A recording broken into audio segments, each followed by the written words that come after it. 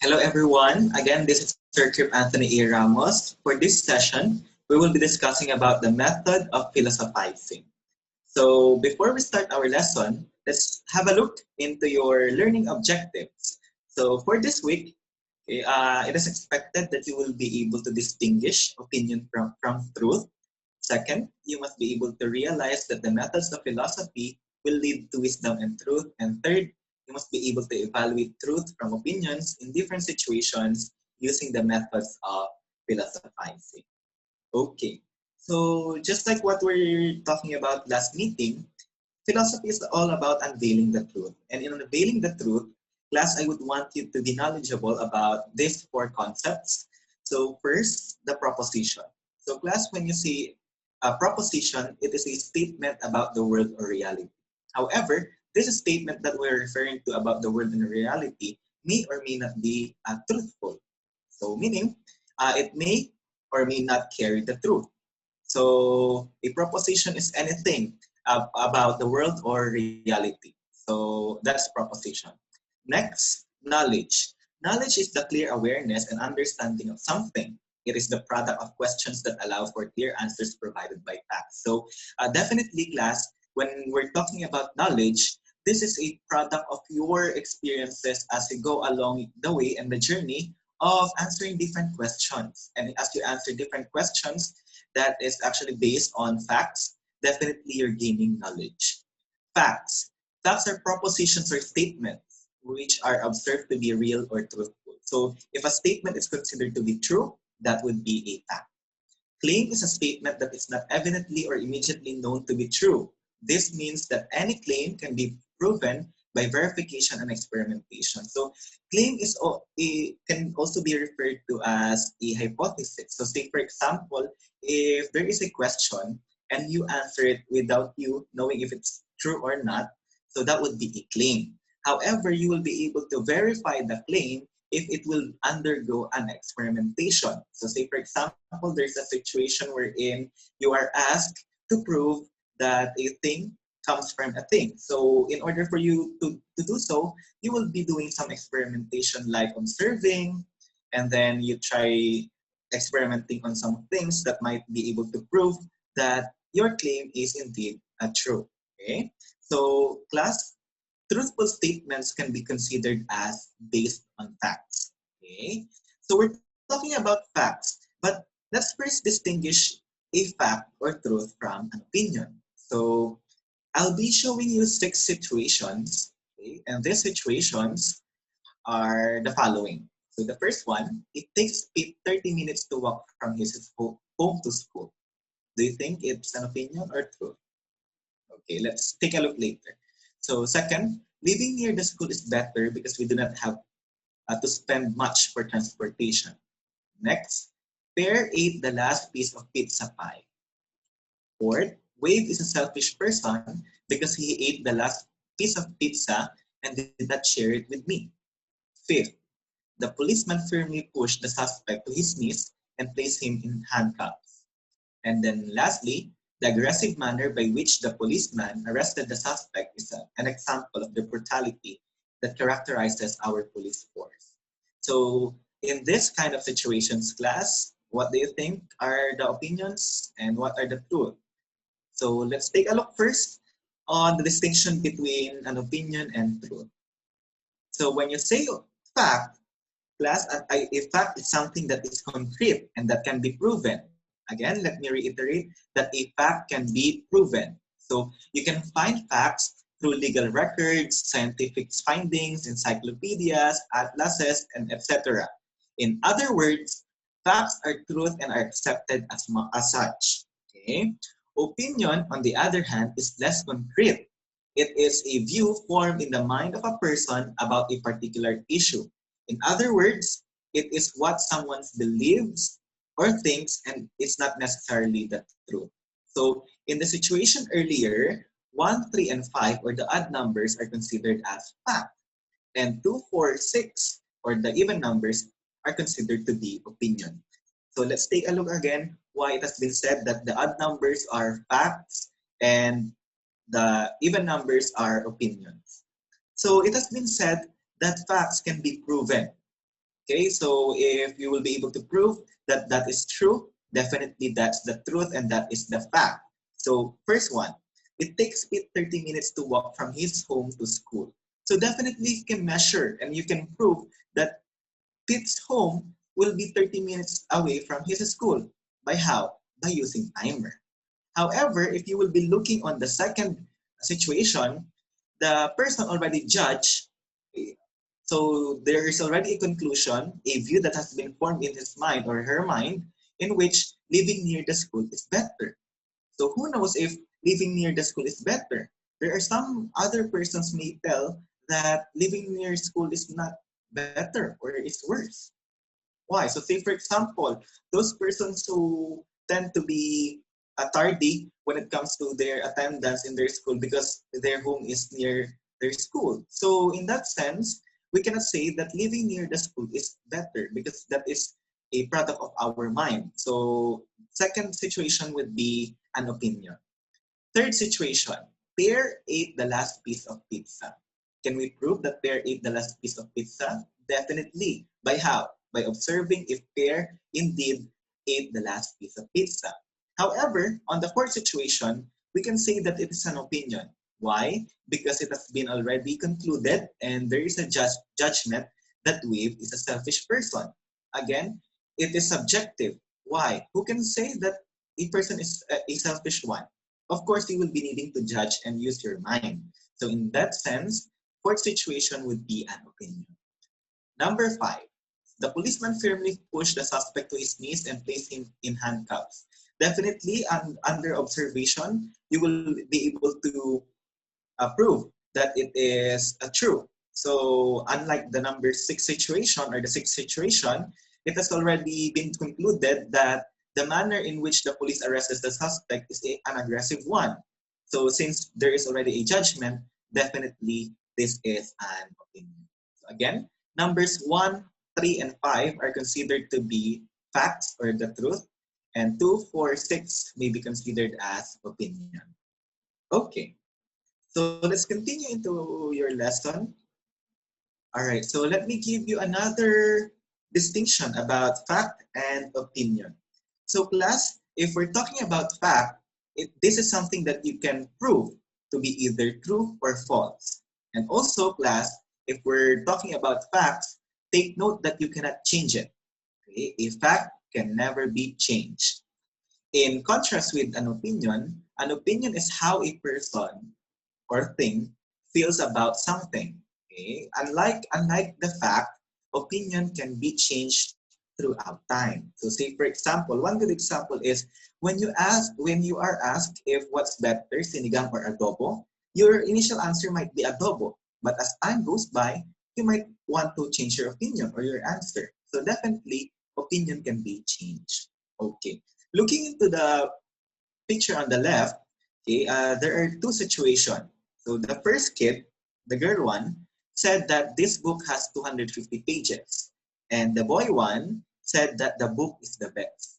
What do you think is the fact and opinion statement in this kind of situation?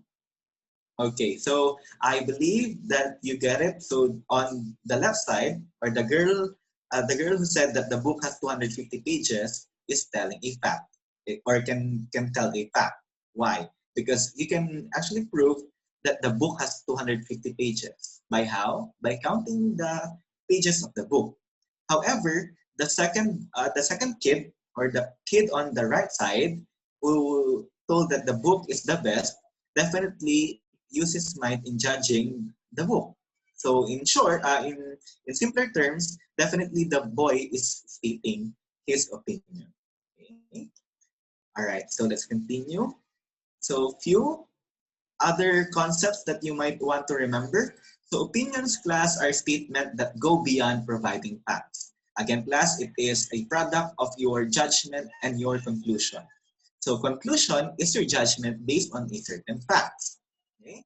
So beliefs class are statements that expresses conviction that are not easily and clearly explained by facts. So definitely these are your convictions. These beliefs are being upheld by yourself.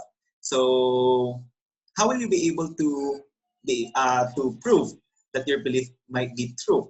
So that is through explanation. So explanations are statements that assume that the claim to be true and provide reasons why the statement is true. So when you start to assume that the claim to be true and you already provided the reason, you're already explaining. Okay? Arguments class are a series of statements that provide reasons to convince the reader. So if you are already stating some reasons and you would want to convince your reader or your listener into your belief or into your claim, definitely you are giving an argument. Okay. However, in giving an argument, please take note, class, that you might actually do some faulty reasoning or any unfair reasoning. So let me give you the definition of fallacy. So basically, class, when you are argumenting based on faulty reasons, definitely you are stating fallacies. Okay? Because fallacies are arguments based on faulty reasoning. Bias, class, is your disproportionate weight in favor of or against an idea or thing. So when you tend to favor something or when you tend to go against something and you put disproportionate weight on an option, definitely you have a bias. Okay, you have a bias. Okay, so a bias, class, can also be regarded as unfair because you are already having a disproportionate weight on your option. So let's take a look first on the common logical fallacies. Okay, so we have here ad hominem. So class, if you are attacking the person presenting the argument and not the argument itself, you are doing the fallacy of ad hominem or argumentum ad hominem. Again, class, when you're doing ad hominem, you are attacking the person. So if you are asked, say for example, about an opinion on a certain issue, and then instead of answering the argument, you attack the person. So say for example, you demean the person, definitely you're doing an ad hominem fallacy. Okay? Whenever you do a threat, okay, in convincing your readers or listeners to believe in your argument, definitely you're doing appeal to force. Okay? So if you're using your emotions, so say for example, you would want to convince other people to buy your product and you would want to prove that your product is the best. However, you use, say for example, reasons like your mother would really need the money in which will be from your income in selling that product, definitely you're appealing to the emotion, and that is one fallacies as well. Okay, so if you're if you tend also to present an argument to be acceptable just because many people believes that it's already right and acceptable, definitely you're doing the appeal to the popular. And this is also known as the bandwagon fallacy. Okay, so if you're thinking that an idea is acceptable because it has been true for a long time, definitely you are appealing to the tradition, and that is a fallacy. So definitely, an idea might be wrong even though that it has been considered as true for a long time. Okay? Begging the question, class, may also be referred to as a circular argument in which you keep on circling around but you're not attacking and you're not answering the question or an argument. Okay?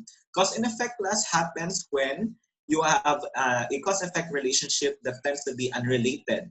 So say, for example, if your mother ask you why or say for example, your head is aching, and then your mother just suddenly said that, oh, that is because of you using your cellular phone. So definitely that is a cause effect relationship that is unrelated to each other. Thus, that your mother is causing, or your mother is giving a fallacy, which is a cause and effect.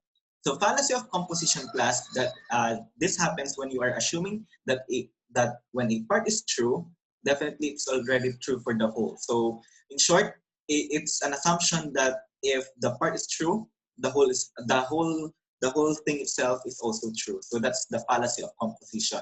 Fallacy of division, on the other hand, is the opposite of fallacy of composition. So if it has been proven that the whole is true, you're already assuming that the parts are also true. Okay?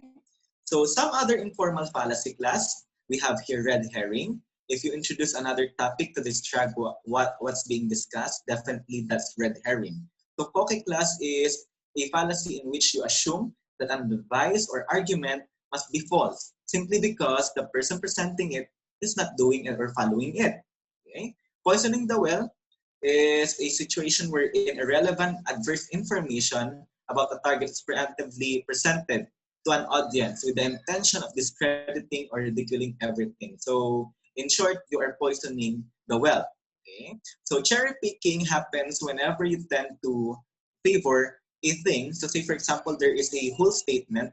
However, you only got some parts of the statement which supports your argument.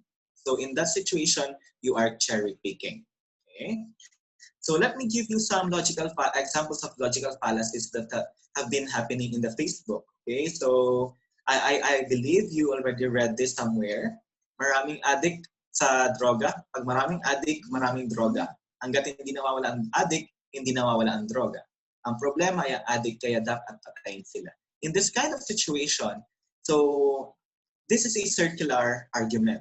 Why? Because the argument keeps on circling around. However, it's not giving any substantial reasons for the contention. Okay? Let me give you another example. Adik ka, no? Takot ka lang, baka patayin ka ng presidente. So in this kind of argument or statement, this exhibits argumentum ad hominem because the person is attacking not the argument but the speaker itself. Okay? So, another situation, mas gusto nila basura kaysa pagandahin ng Manila Bay. This has been an answer to the question, why do we need the Dolomite sand? However, the answer was, mas gusto nila basura kaysa pagandahin ng Manila Bay. So in this kind of situation, the speaker committed red herring because he or she introduced a topic which is not relevant to the topic that is being contended. Okay?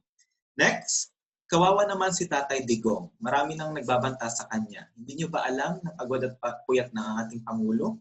In this situation, the speaker is appealing to emotion by using sympathy. So, this is one of the logical fallacies as well. Ang daming satsat ng mga kritiko ng presidente. Bakit hindi sila ang tumakbo bilang Pangulo?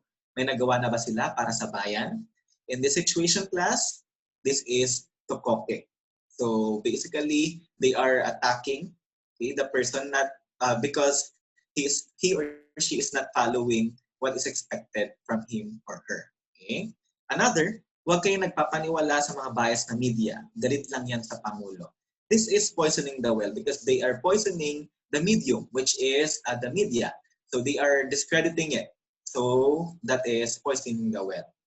I was not able to include this, but this is also a common fallacy. This is called the false dichotomy, in which a person assumes that there are only two options. However, it is not true because there might be several types of options. So in this kind of situation, di mo suportado Pangulo, dilawan ka. So in this situation, it has already been judged that since the speaker or the one being contended is not a follower of the president, he is already considered as an opposition or dilawan. So, well, as a matter of fact, there might be another options which are, say, for example, they do not want to place or to give their sympathy to anyone, so that can also be an option. So in this case, there is a false dichotomy in which the speaker or the one who's giving an argument is assuming that there are only two options. Okay. As to the biases, class, okay, there are different kinds of bias. So let's take a look into it one by one. So first type of bias is the correspondence bias or attribution effect. So in this kind of bias, that there is a tendency to judge a person's personality by his or her actions. So if a speaker tends to judge a person based on the actions that the other person is doing, definitely that is correspondence bias. Okay? Confirmation bias tends to look for and readily accept information which fits one's own beliefs or views. So confirmation bias is a situation wherein you're just looking into the situations or arguments that will support your own belief. Okay? Framing is or happens when there is a focusing on a certain aspect of a problem while ignoring other aspects. So if you only frame an aspect or a situation on a certain aspect, definitely you are framing. Hindsight class is the tendency to see past events as predictable or to ascribe a pattern to historical events. Okay? Conflict of interest happens when you tend to favor someone because you have vested interest, or if you tend to favor a thing or a person based on your own interest. So that is conflict of interest. And cultural bias class is a situation wherein you are analyzing an event or issue based on own cultural standard. So you are already disregarding other culture. So that is cultural bias. Okay. In doing the methods of philosophy in leading to wisdom and truth, class, I would want you to know that there are two types of reasoning. So there is top-down logic and bottom-up logic. So in top-down logic, as you can see there on the triangle or in the pyramid, you're going to state first the conclusion. Okay? And after stating the conclusion, you're proving the conclusion by stating your main points. And then afterwards, you will be stating the supporting data, facts, and examples and evidence in order for you to prove your main point. So again, if you're doing the top-to-down logic or top-down logic, you're starting with your conclusion, down to your main points, and then down to your supporting data, facts, examples, and evidence. On the other hand, if you are using the bottom-up logic, you are using first your supporting data, facts, examples, and evidence, going up to the main points. And after going to your main points, and if you already enumerated your main points, you will now conclude based on what has been stated in your main points and your data. Okay, so those are the types of reasoning in philosophy. So deductive reasoning. In this type of reasoning, conclusion comes first. So on the top-down logic class, this is considered to be a deductive reasoning. Okay, so in short, general idea comes first before the specific or particular idea. That's deductive reasoning. On the other hand, the bottom-to-up logic or bottom-up logic may be considered as an inductive reasoning. And inductive reasoning, okay, you will be stating your data first, your facts, your examples, and then later on, it will be your main points that will be stated. And then the conclusion will be the last part of your contention. So this would be the opposite of the deductive reasoning, in which the particular idea comes first before the general idea. Okay? So for your reference, if you would want to check, so this is my reference. And again, class, thank you so much for attending the session for this day. And I hope to see you again on your next session. Thank you, and you keep safe.